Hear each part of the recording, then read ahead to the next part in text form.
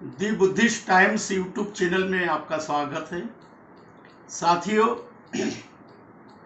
अयोध्या साकेत बुद्ध के धरती पर राम मंदिर निर्माण आखिर क्यों?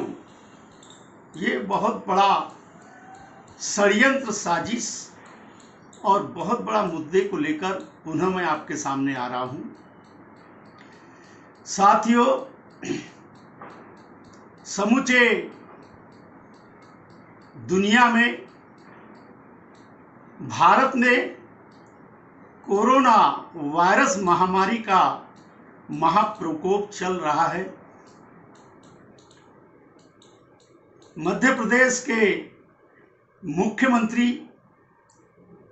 शिवराज सिंह चौहान इस महामारी प्रकोप के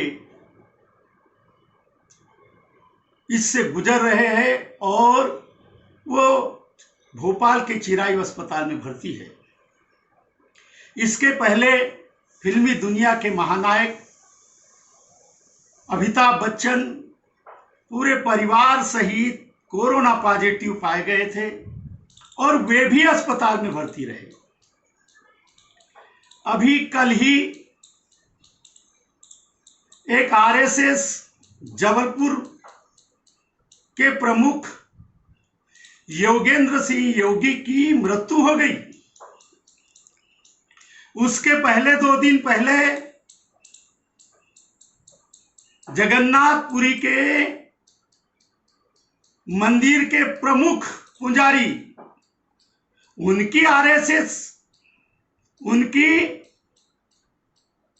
कोरोना महामारी से मृत्यु हो गई है।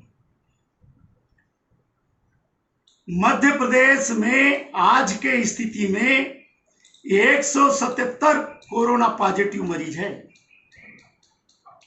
पिछले महीने 2 महीने में 1500 मरीज थे और अभी 1 महीने में 3000 कोरोना पॉजिटिव मरीज है। पूरे देश में एक दिन में 44,955 मरीज मिले हैं। कुल 14,77,728 संक्रमित है। सोमवार को एक दिन में 623 कोरोना पॉजिटिव मरीजों की मृत्यु हो गई है। अब तक देश में 33,392 लोगों की कोरोना महामारी से मौत हो गई है। सरकार इस कोरोना महामारी से लड़ने के बजाय अयोध्या में राम मंदिर निर्माण के कार्य में इतने तहे दिल से जुड़ी है कि उन्हें लोगों के मरने मिटने की कोई भी परवाह नहीं है। तो प्रश्न ये उठता है कि आखिर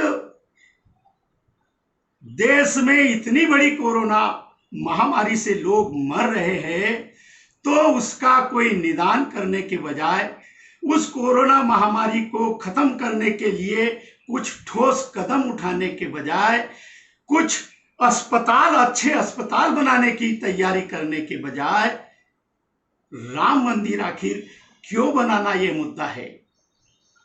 क्या राम मंदिर बनाने से देश की जो ज्वलंत समस्या है, बेरोजगारी, अर्थव्यवस्था, भूखमरी, गरीबी, तमाम कई मुद्दे हैं, क्या वो सुलझ जाएंगे? और जब वो मुद्दे नहीं सुलझ सकते तो फिर राम मंदिर की क्या आवश्यकता है? देश में लाखों लोगों की इस महामारी से मौत हो गई है। तो किसी भी भगवान ने जो पूरे देश में मंदिरों में पत्थरों के भगवान ब्राह्मणवादी व्यवस्था द्वारा स्थापित किए गए हैं, बिठाले गए हैं, इस कोरोना महामारी के काल में सारे मंदिरों में ताले लगा दिए गए थे। स्वयं इन्होंने देवी देवताओं को, भगवानों को मास्क लगाकर बंद कर दिए थे, ताला लगाकर। तो इन्होंने तो लोगों को, मरने वालों को बचाया नहीं। अगर हिंदुओं का भगवान राम में इतनी शक्ति थी, इतनी ताकत थी, वो अगर भगवान थे और है, तो उन्होंने भी इतने लाखों लोगों को मरने से बचाया नहीं। तो फिर इतनी क्या जरूरत है कि साकेत जो है वो बुद्ध की नगरी है, जहां खुदाई में भगवान बुद्ध की मूर्तियां और सम्राट कालीन अवशेष मिले हैं। उस बुद्ध के छाती पर राम मंदिर निर्माण करना क्यों जरूरी है? तो साथियों, ये आपके सामने बहुत बड़ा मुद्दा है और ये विचारणीय मुद्दा है, इस पर आपको सोचना है। 5 अगस्त को राम मंदिर ट्रस्ट ने देश के प्रधानमंत्री, धर्मनिरपेक्ष राष्ट्र के प्रधानमंत्री, राम तो हिंदुओं का मंदिर है, राम मंदिर, और धर्मनिरपेक्ष राष्ट्र के प्रधानमंत्री को आमंत्रित किया गया है कि उसकी वो नींव डालेंगे, भूमि पूजन करेंगे। और उस भूमि पूजन के दिन आरएसएस के प्रमुख मोहन भागवत और उत्तर प्रदेश के मुख्यमंत्री योगीनाथ देश के लोगों से अपील कर रहे हैं कि 5 अगस्त को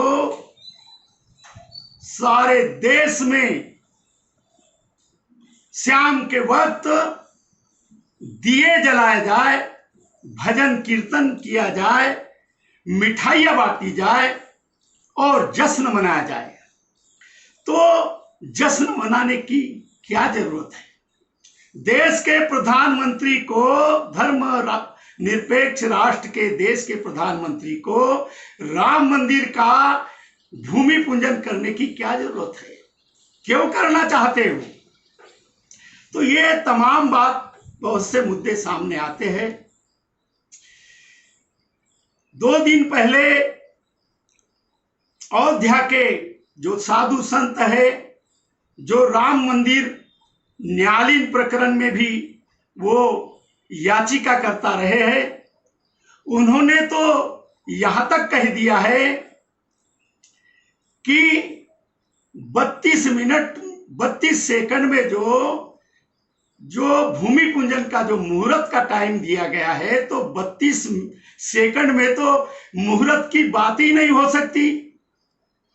फिर उन्होंने कहा कि भादों का ये महीना है और भादों में तो किसी भी मंदिर का, हिंदू धर्म के रीति रिवाज में कोई भूमि पूजन हो ही नहीं सकता।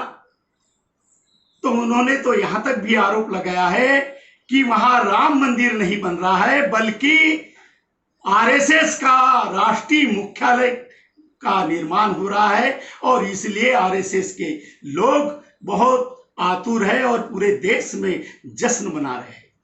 साथियों, मैं बताना चाहता हूं, आरएसएस एक दहशतगर्द संगठन है, एक आतंकवादी संगठन है और इस संगठन से पूरे देश का माहौल भयभीत है, देश में अराजकता फैली है, इस देश का लोकतंत्र खतरे में है, इस देश का संविधान खतरे में है।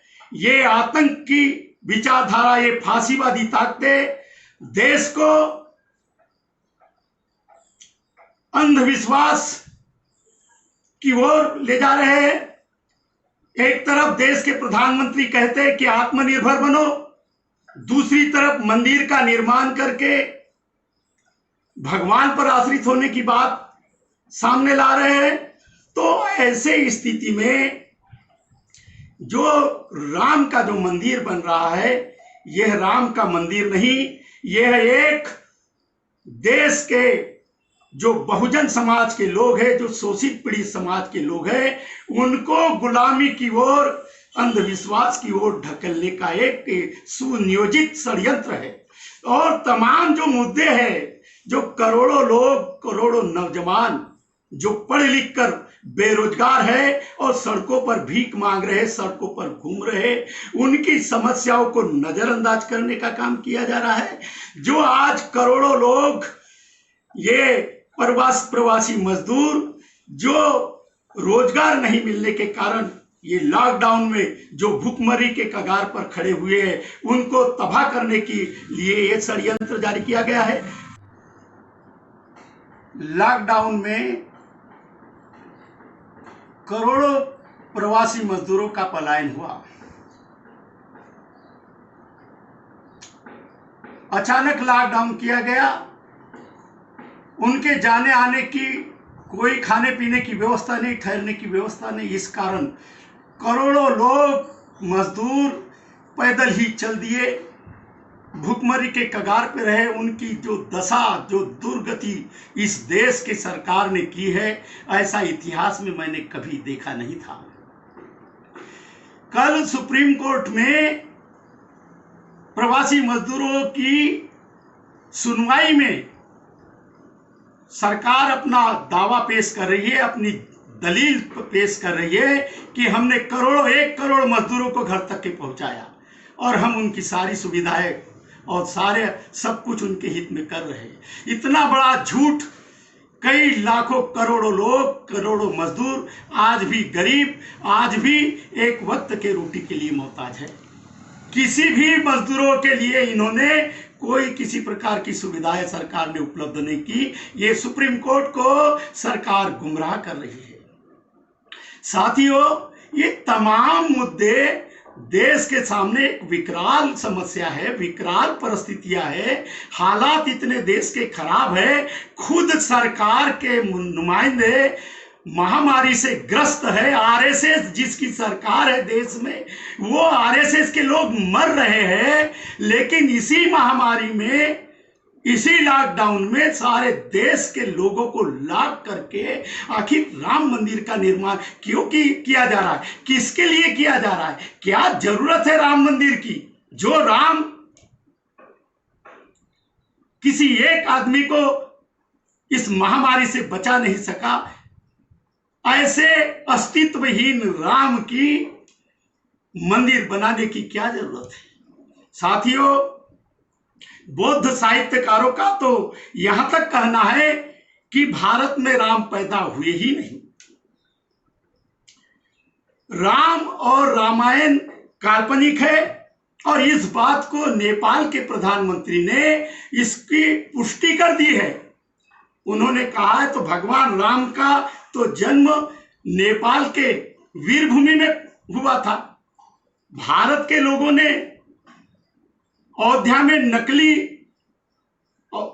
अयोध्या का निर्माण किया है।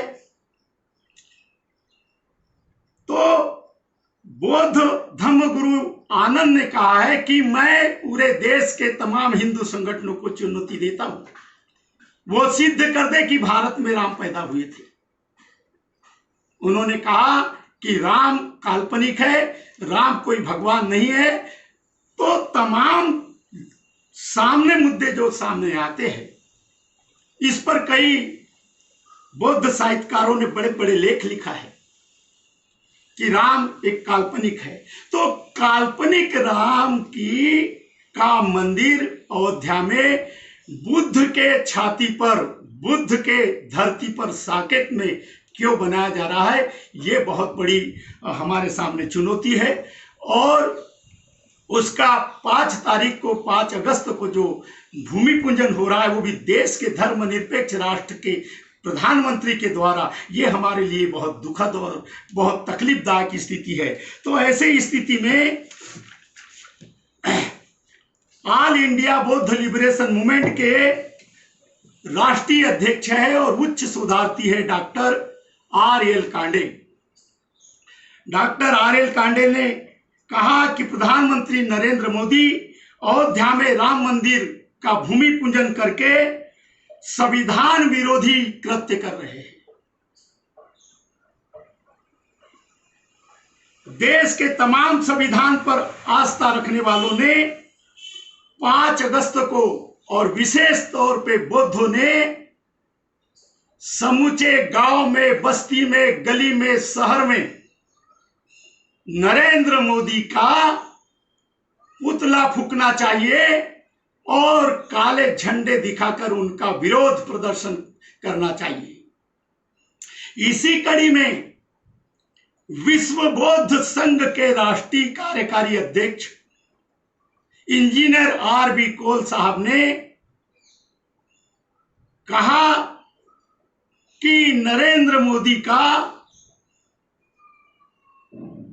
अयोध्या में 5 अगस्त को भूमि पूजन इतिहास का एक काला दिन है और इसे काले दिन के रूप में मनाना चाहिए। तो साथियों, यह राम मंदिर की आड़ में ब्राह्मणवादी मनुवादी व्यवस्था को मजबूत करने का काम किया जा रहा है। तमाम देश के लोगों को अंधभक्ति, अंधश्रद्धा की ओर ढकेलने का एक षड्यंत्र किया जा रहा है।